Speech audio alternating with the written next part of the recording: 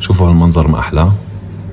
هذا الفيديو لكل حدا سألني كيف فينا نعمل كافيار القطر. فيكم تستخدموا لكل الحلويات العربية. اول شي لازم نعمله نضيف 200 ملل من المي. هلا بدنا نضيف 50 جرام من السكر. هلا بنضيف الاقار على الخليط. هلا بنضيف شوي من ماء الزهر او ماء الورد.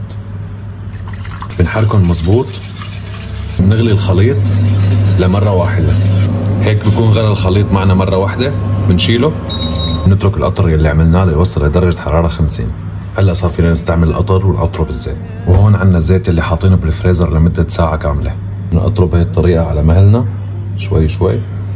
أنا جربت هي الوصفة مع حلاوة الجبن، طلعت كتير كتير كتير رائعة. بنفضيهم هون بمصفاية.